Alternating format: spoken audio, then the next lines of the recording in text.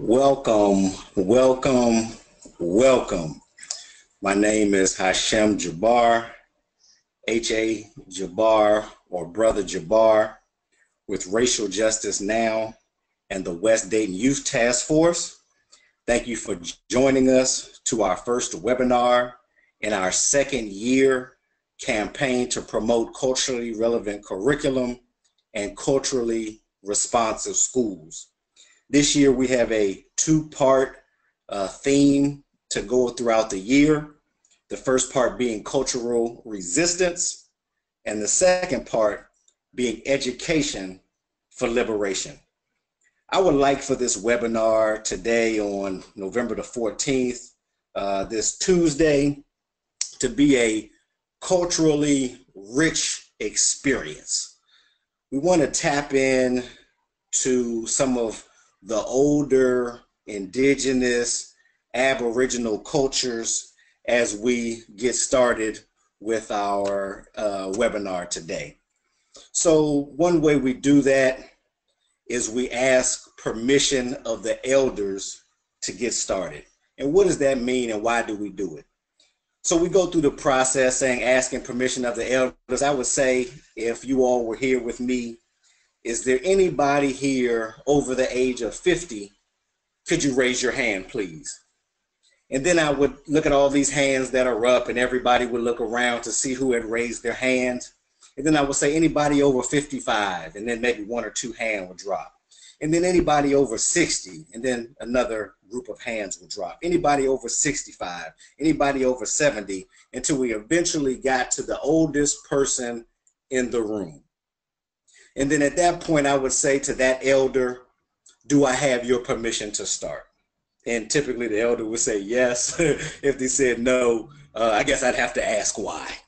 But asking the permission of the elders is respecting our elders, those that have the longest life experience, the most revolutions around the sun, those who have seen the most, experienced the most, typically have the most knowledge and wisdom to be able to share with their community.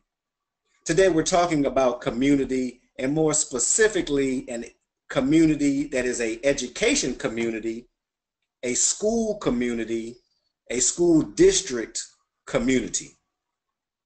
And then the other thing we would do after asking for permission of the elders to start, we would pour libations.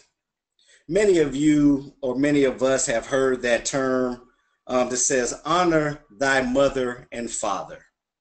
And sometimes the term or parable or phrase will go further, and it will say, honor thy mother and father, that thy days shall be long. And so when we talk about community, students have mothers and fathers, grandparents, aunts, uncles, cousins, all of which may take a part in the learning experience of the student.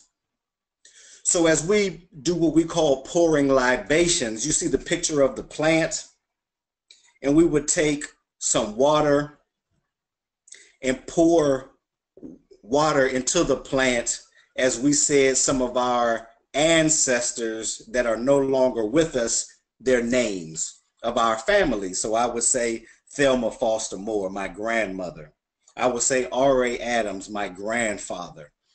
John Jameson Moore, Isaiah Henry Harrison Moore. And then I would ask you to join in with me to say the names of your ancestors on your family side, your mother and your father, to honor those that have gone before us.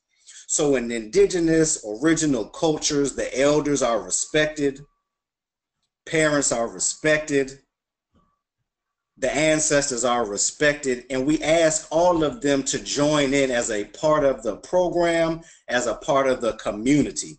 So when we think about a learning community or a school, we are asking parents to come in for teacher conferences, adults. We are asking for all of those that are part of the learning community to be a part of our program. So today This webinar will cover a summary of our first year campaign. As I indicated, we're actually in our second year. So we're going to talk a little bit about the first year campaign. We're going to do an overview of what will occur during the second year. And then we're going to walk through our online toolkit, which is a big part of our second year campaign. The online toolkit can be found at dignityinschools.org/CRCTK. So that is the cover there. You can see of our culturally relevant curriculum and culturally responsive schools. I'm going to deviate from our PowerPoint very quickly and show you here that it can be found on this web page. That is the cover. And this is briefly some of the things that it goes over. You see those 1, 2, 3, 4, 5, 6, 7, 8 in these various points as I scroll down the page. Now, as you hear in the background, we are parents. So you hear our children. You know that we are parent organizers at Racial Justice Now. We are youth organizers at the West Dayton Youth Task Force. So this is not something that we reached up out into the air to grab. This is hands-on, practical information. So I'm going back to my PowerPoint.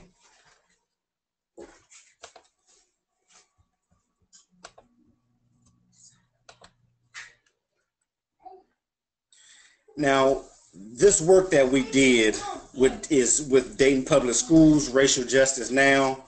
We are parent organizers in the Dayton Public School System area.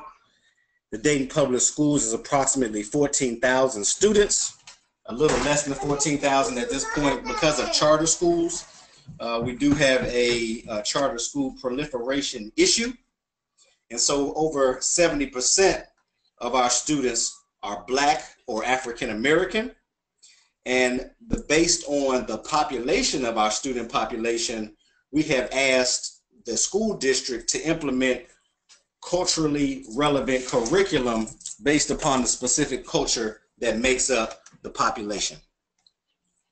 Now here is an example of what is not culturally relevant, or as our staff member Natalie put it, culturally irrelevant. So my volunteer experience in the third grade classroom brought me to see the significance and disassociation of students from the curriculum in their school books. As you can see, again, we're in Ohio. This page says people who make a difference. And does anybody see a theme of the people who make a difference? This is Unit 5. This was in our son's social studies book of the 4th grade.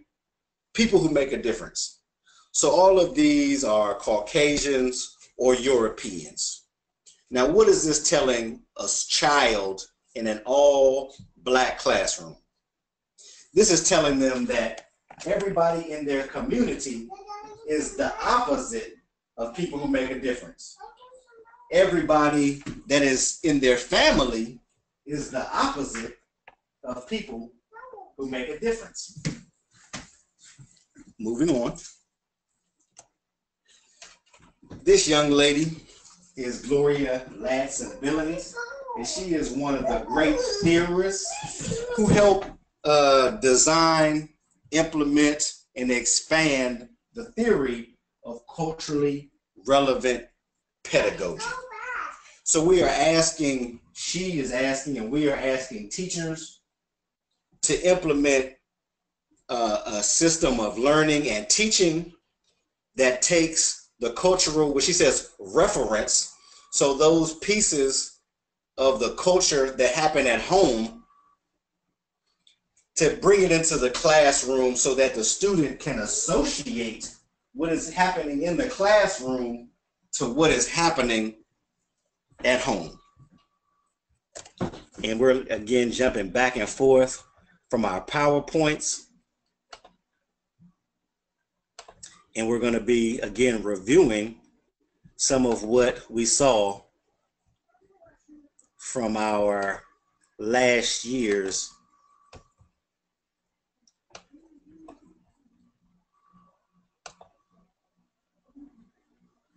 just trying to make that large. And so the definitions there.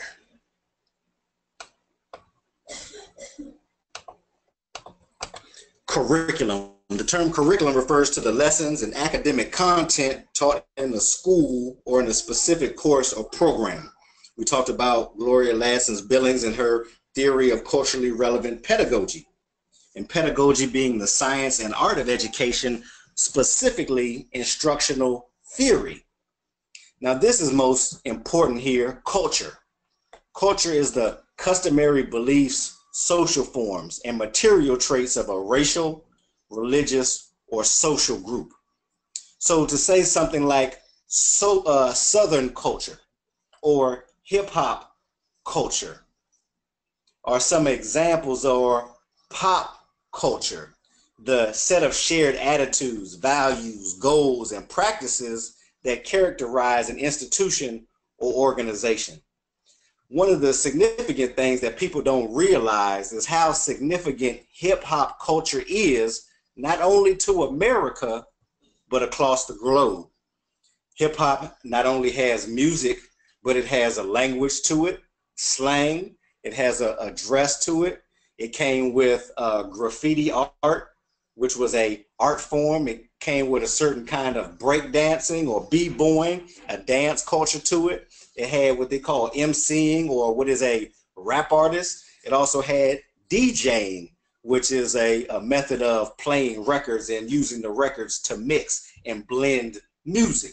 And so the United Nations has actually recognized hip hop as a culture. And so that is so significant as we take a look at this 2017-2018 toolkit. As we're scrolling down, again, we're going to come back to some of the different things we did over this last year.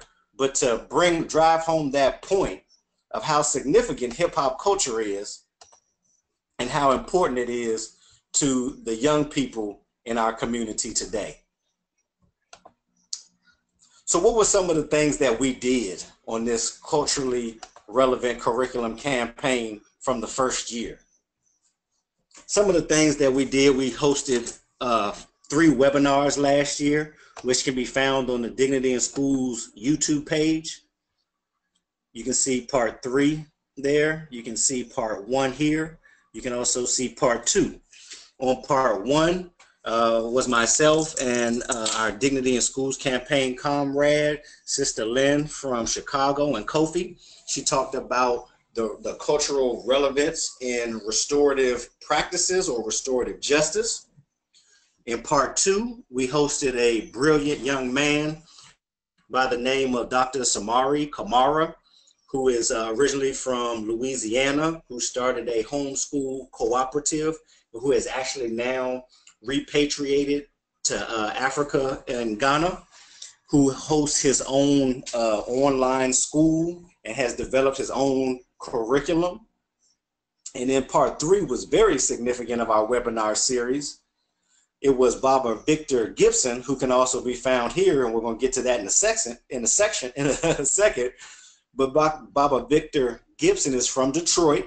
He's a retired teacher, and he taught at a Afrocentric school in the Detroit public school system. So he actually answered the questions for principals, administrators, and school districts, particularly what they can do about implementing culturally relevant curriculum and developing culturally responsive schools.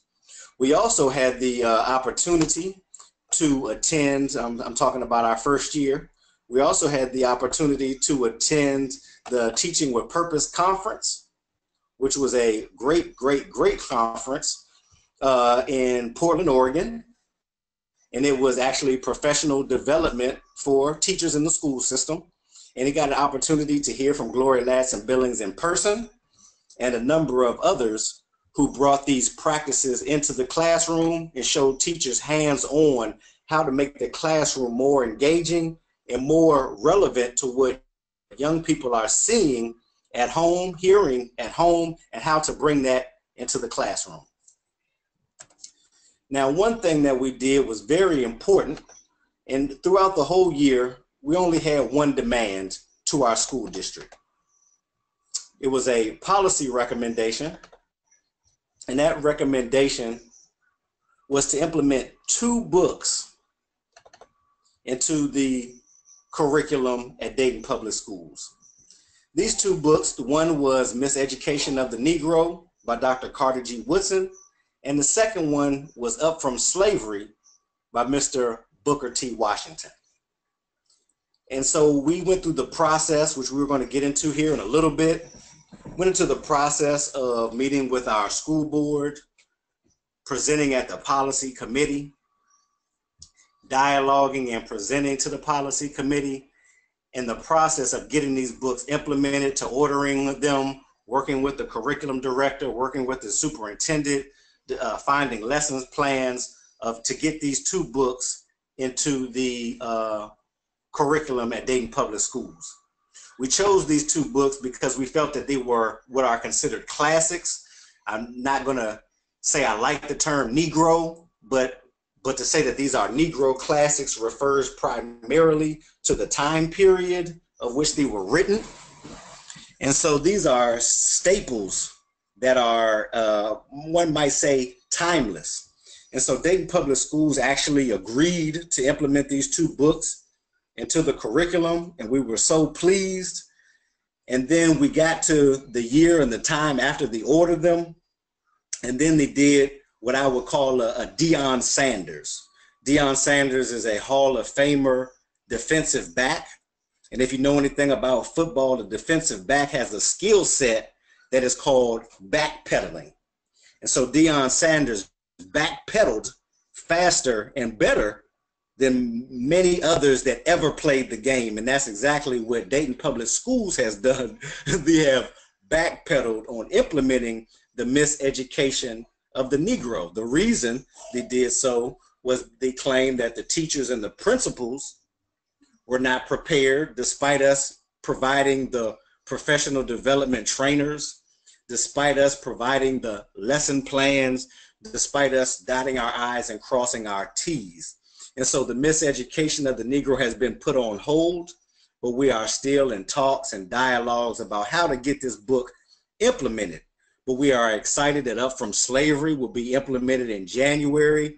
It'll be a 2-week session. They said not with a hard ending at that 2 weeks, but maybe a soft ending, maybe going a little longer. So that is some of the things that we did in our first year that have successfully brought us through to our second year. So at this time, we're getting close to 7:30. And if anybody has some questions that they would be willing to ask, they can type in the right-hand corner and I can share some answers. We're going to be in the second half, we'll be getting more so into the toolkit and what will be our second year campaign and what the second year campaign will be looking like. So if you at this time want to have some questions to ask, or if you have anything on your mind that you want to know, please type it there and we can have that to access. You can also click the little hand button that should appear on your screen, and I could unmute your line if you want to verbally ask your question. That's also an option. And we also wanted to share with all of you a question too, so you can also talk about what's happening locally. Wondering if you are happy with your local school's curriculum currently, if there's anything you would want to see changed. So feel free to ask a question, but also if you want to share a little bit about what curriculum looks like in your community schools, we also invite you to do that. Awesome. And so as you type in the right-hand corner, I believe it is, I'm going to take a quick break and grab my daughter, who grabbed a jar of peanut butter and ran upstairs. So if you want to type in any question you have, we'll be answering questions. And then on this second half, we're going to really dig in to the culturally relevant curriculum toolkit. And then we'll also be talking about the second year campaign and what the second year campaign looks like. And so, Liz, if you could take over my screen, that would be great. Sure. So thanks, Hashim. Yeah, so if anyone has questions, you can let me know, and I can unmute you. You can raise your hand, or you can type them into the box, as Hashim said, that should appear on your screen.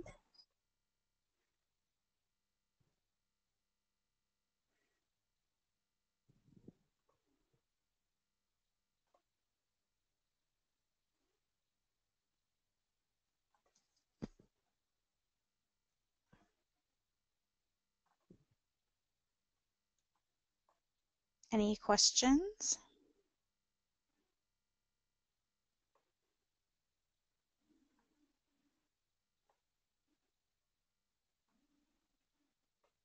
Okay, I'm not seeing any questions yet, so maybe I can go ahead and maybe switch the screen over to mine, and I can help start walking through the toolkit. Let me see if I can do that.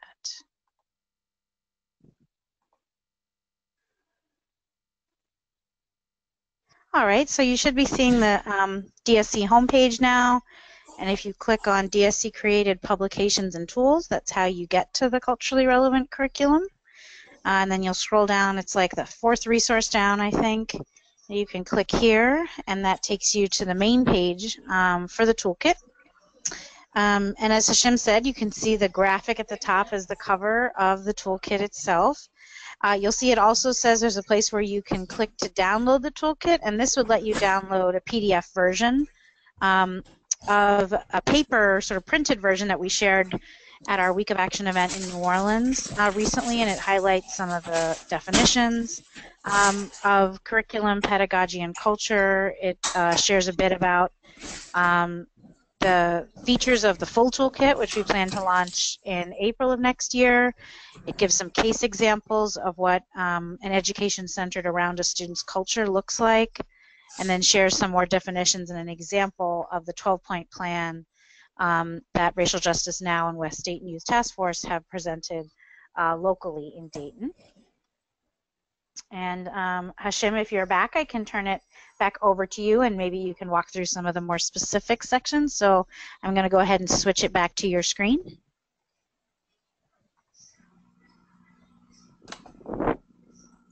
Awesome. Do we have any questions? Anybody, any questions?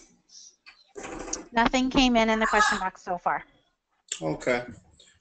Well, we'll keep moving along. We're going to start with the toolkit here as we go to the dignityinschools.org/CRCTK.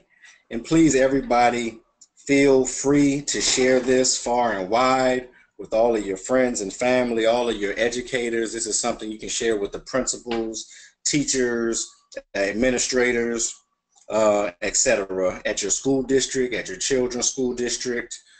And this is a great resource for all of us to use as we move forward. As you can see at the top here, it says the West Dayton Youth Task Force, Racial Justice Now, and the Dignity in Schools campaign are developing a culturally relevant curriculum and culturally responsive toolkit to be completed in 2018. So this is very much a work in progress. It will be developed over the next few months leading up through June of 2018. This toolkit, it starts with an introduction, which we will be developing out with the mission and vision of Racial Justice Now and the West Dayton Youth Task Force. The West Dayton Youth Task Force was primarily started to create programming that is around the Nguzo Saba, which are the 7 principles of Kwanzaa, to implement those cultural aspects into programming to help instill in young people a culture that they can use to reconnect themselves with their people, but also to help them build a society of their own. Now, Racial Justice Now has been developed more so around organizing, advocacy, and policy. and its vision and mission works around stopping and ending systemic and institutional racism, primarily in the field of education. Dignity in Schools campaign works to end the school to prison pipeline and to end school pushout. So there you can see the number 2 here is the definition of some key terms. And if you click on this key term button here, like pedagogy, curriculum, culture, culturally relevant teaching, all of these things are shared here on this page. And the most significant thing that we came across here is the idea, or the centric idea, of this great scholar, Dr. Molefi Asante.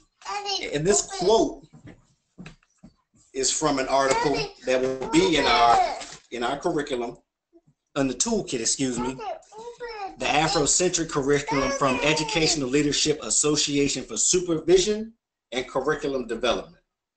The centric idea, this quote says, through observation, inquiry, and discussion,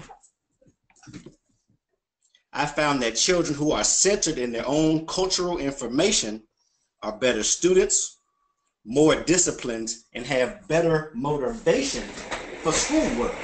So think about that. When we look at our own curriculums today, how are children being taught? Are they being centered in their own culture, in their own history? Do they have cultural references for their own culture to look at, to hear about, to dialogue among? And this brother is a giant. He's written, I think, over 80 books at this point in time, and his name is Dr. Molefi Asante. I also want to lift up the definition of cultural resistance, and we see the things that Colin Kaepernick is doing on a modern day and time, who decided just to take a knee, and by simply taking a knee to express his upsetness, that's a word, right? Upsetness at the things that are going on in America around race, around police brutality, it has become cultural as other people have taken it on to resist in a small way, but a significant way, to resist police brutality, racism, and the things that are going on. So just through a small gesture, he has been able to create such a significant dialogue, significant level of resistance through a cultural response.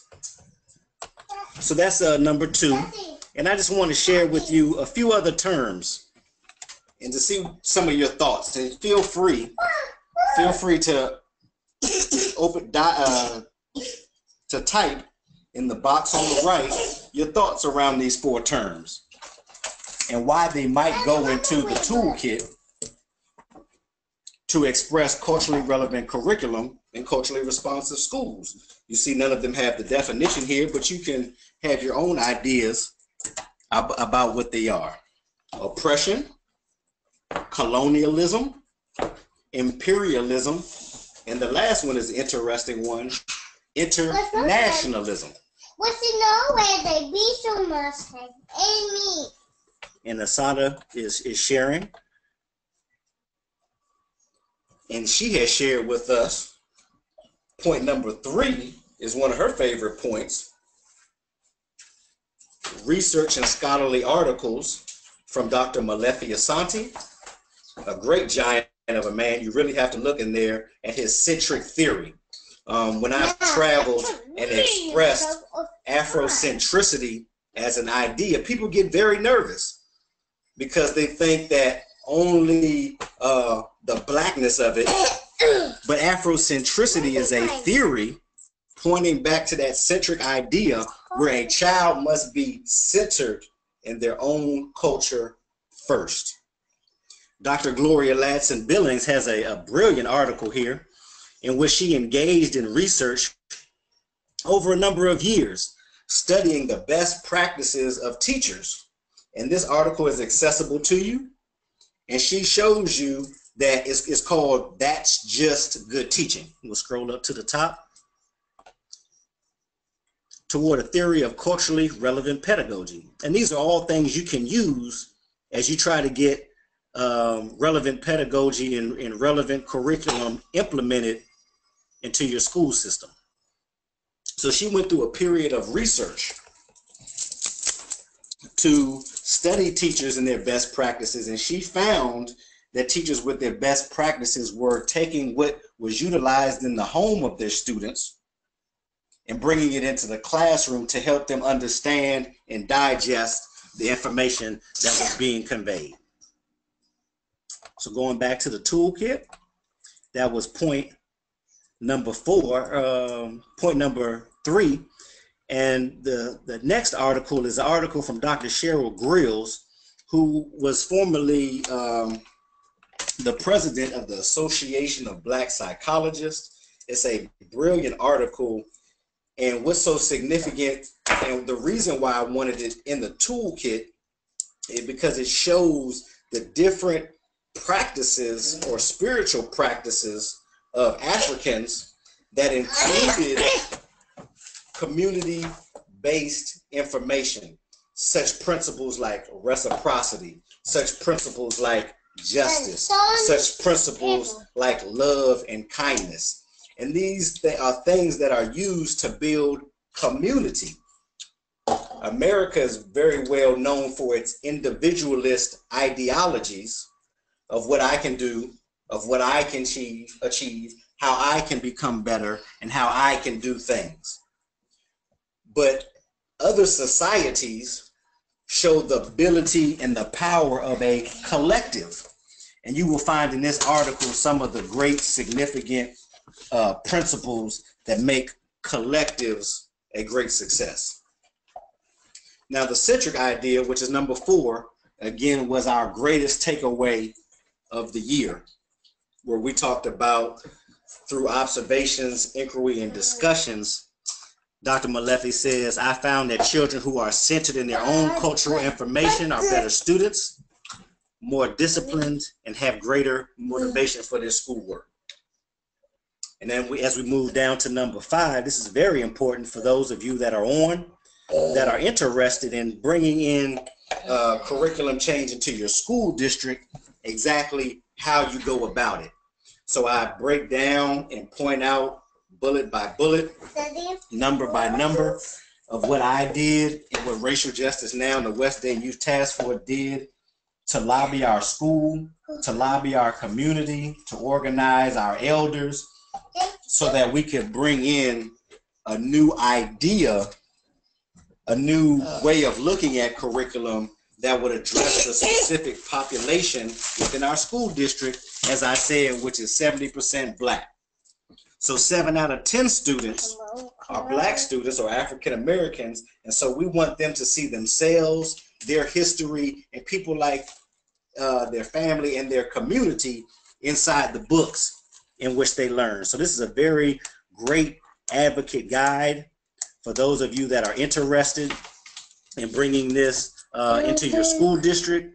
Again, this is a work in progress, and we will be further developing it as we lead up to June of 2018. Now, part of this guide for advocates is a school cultural assessment matrix. And this has been developed by Barbara Victor Gibson, again, who is a retired Detroit public schools teacher. And he gives you a way to measure how to go into your schools and how to ask the right questions, to measure and create a number to say of what level your school is on or your school district is on in regards to being culturally responsive. There's a very instructional video for you there, and he is a brilliant scholar. He's got 30+ years in the classroom as an elementary school teacher at the Paul Robeson Malcolm X Academy in Detroit Public Schools. So he's an excellent source of information. Now, number 6, shout out to Portland, Oregon, and our Portland Parents Union and our other comrades in the Dignity in Schools campaign, the Portland baseline essays. Now, these baseline essays were done years and years and years ago, going back to 1982, and they were done by some really giant scholars who white America tried their best to sweep under the rug.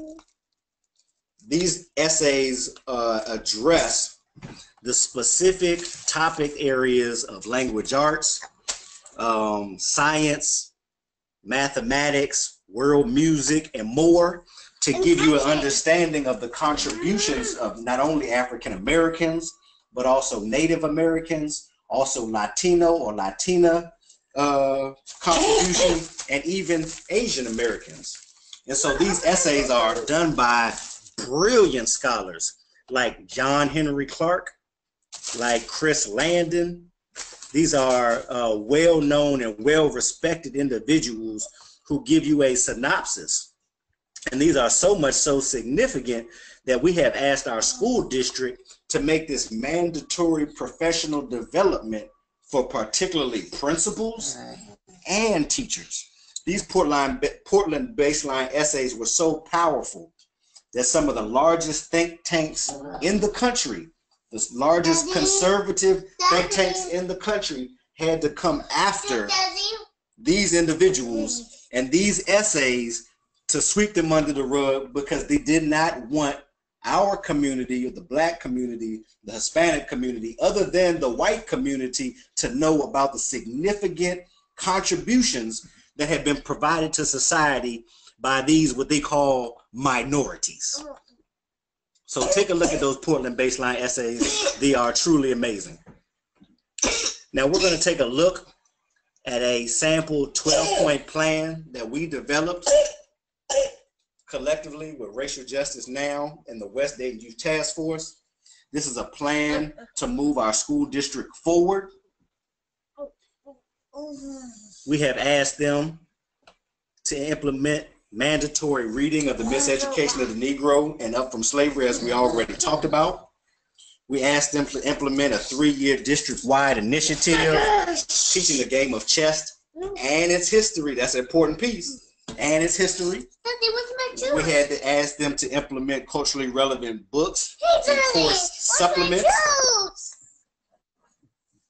Because our school district spent $900,000 with McGraw-Hill, we had to ask them to bring in supplements to supplement the lies, the white pictures, the racist individuals that are listed up in the McGraw-Hill books. We asked them to implement bias training, not just bias training, but bias training in the context of oppression. Why is that? Because we have to address the history of America. We have to address the oppression that has happened, and that is a part of the social fabric of America. So that's important in the context of oppression. We also asked them to incorporate Black Daytonians into the curriculum. And wherever you live, there are some great individuals, whatever culture your school district is made up of. There's some great local individuals that have contributed greatness to the society. We talked about the Oregon baseline essays already. We're asking them to implement culturally relevant pedagogies, also implementing hip-hop pedagogy, which is using music, the most popular form of music in the nation and probably across the world, to learn language, to learn math, and to learn other subjects. We asked them to use the work and scholarship of Black scholars to solve Black problems. This great man here, Dr. Jawanza Kunjufu, one of the most amazing things that he has addressed through his, I think he has 30-some books or something like that. One of the most important things that he's addressed, in my opinion, is down here on number 12, the varied learning style of students. He's indicated from research that Black Americans, particularly Black boys, are kinesthetic learners. And therefore, their learning style, the way that they learn dominantly, is not addressed at all in a Eurocentric classroom. And so the idea of a learning style is not addressed at all in a Eurocentric classroom. So it's important as parents that we know the learning style of our children. It's important as teachers to know the learning style of our students. If we are attempting to teach and want them to absorb information, what is the best way or the most dominant way that they learn, and we can create our lessons based upon that. We asked them to implement a district-wide academic Olympics with events such as debate team chess and robotics. We asked them to bring restorative justice and peace circles into the school culture. We all asked them to use storytellers to build the joy of learning in accord with the African tradition called griots or griots. And these are all very significant points that you can use in your school district to ask your school district to improve. Now, we will be further building out our book list. We have some great books on different levels that you can use for your own school district, and we will be building that out. And then as we scroll down, these are some more of the same things that we have already talked about. Now, if you have any questions, again, feel free on the right-hand side to type in any questions as we are beginning to get closer to that 8 o'clock time, an hour-long webinar. And this is just our introduction to our second-year campaign to promote culturally relevant curriculum and culturally responsive schools. Thanks, Hashem. So there were a couple comments and questions that came in. I answered a couple, but I'll share what my answer was, and you can elaborate if I missed anything. So there was one question about how soon we can use the toolkit. So I shared that we encourage everyone to use the parts of the toolkit that are available online now, and that we'll continue updating it between now and June when we release the completed version. So I think everything up there we encourage people to go ahead and use, print, share with folks in your district, and then we'll keep updating it over time. Another question that came in, which I directed people to the website. So there was a question about the author and titles of the 2 books again, and so on the website, dignityinschools.org/CRCTK, you can find the names and titles and more information about the books. So the Miseducation of the Negro is one, and Up from Slavery is the other. It also has links to the articles that Hashem referred to earlier, and we'll continue adding more books and more articles as we go. And then a question, Hashem, if you want to elaborate. Janice from Mississippi shared their district superintendent is having discussions with community members to integrate African American history into the curriculum. We are addressing the when, where, and how should our students learn about the contributions of local and other African Americans to history. What are your thoughts, and what suggestions could you offer into the process? What are my thoughts?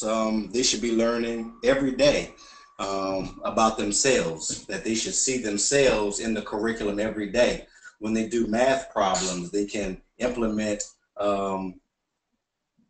those that look like them into their math problems. When they learn English lessons, they can use pictures that are relevant to the people that are in their communities. This is not a subject that we learn about 1 hour of the day and specifically concentrate. This is integrated into all subject matter from beginning to end. So if we take a group picture, there's 125 of us in a Dignity in Schools campaign picture.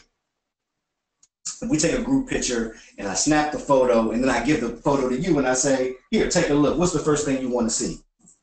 You want to see how you look. And that's the same with all of us. And so we want to have ourselves implemented from beginning to the end in our school system, in our culture every day. And I can be more than happy to share with you on a one-on-one basis to answer any more specific questions. Thanks, Hashem. Are there any other questions? And again, folks can type a question into the chat box, or you can also raise your hand. There should be like a little gray hand with an arrow that you can click on, and if you click on that, I can unmute your line if you want to ask the question verbally.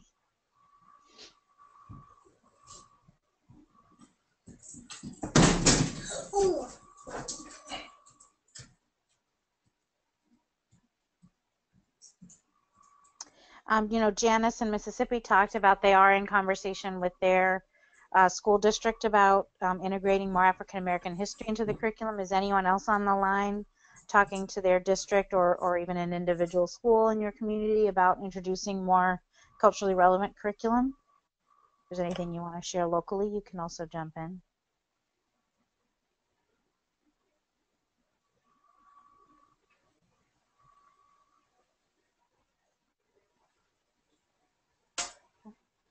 I haven't gotten any questions yet, so Hashem, if there's anything else that you want to share in our last 5 minutes, you can feel free. So, yes, the last thing I want to share, am I on, Liz?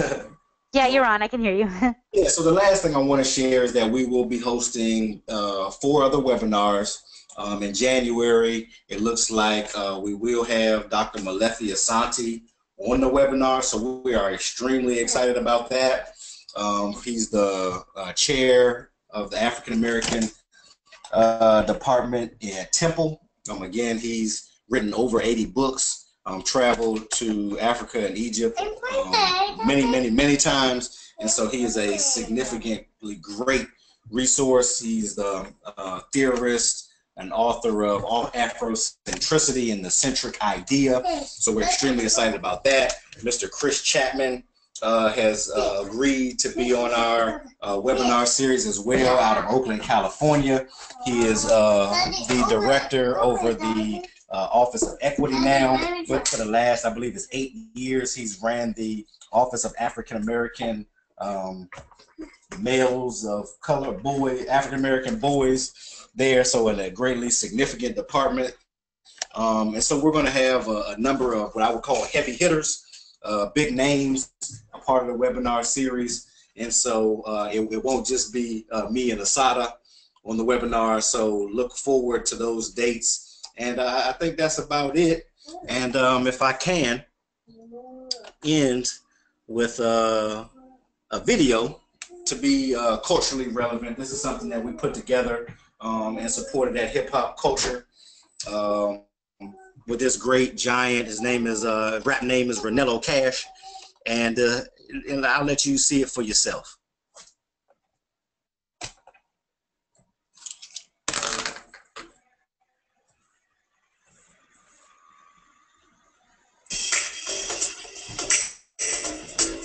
Hey, what's up, everyone? Welcome to Wisdom Music for Children. I'm your instructor, Brother Ronnie, and today we're going to have some fun, okay? Y'all ready to have some fun? All right, we're going to be talking about the body parts, all right? Y'all ready? Let's go! Now touch your head, touch your shoulders, touch your head, touch your shoulders, touch your head, touch your shoulders, touch your head, touch your shoulders. All right, good job, guys. All right, you guys are catching on fast, okay? Now I think we can add a few more body parts. You guys ready? Here we go. Here we go. 2 eyes, 1 nose, 2 ears, 10 toes. 2 eyes, 1 nose, 2. And so you get the idea there. That is up on the Dignity in Schools campaign page, and it's a great beginning to some more music that we've been making. And so at this time, Liz, like I said, that's all I have. I thank everybody for joining us. Thanks, Hashem, and thank you, Asada. I think I heard Asada following along with the video, which is awesome. So thank you, everyone, for joining. We'll have the recording of the webinar available on our YouTube page, and keep checking back to our toolkit page on the website for updates over the next few months. Thanks, everyone, and have a good evening. Touch your head, touch your nose, touch your kidney, and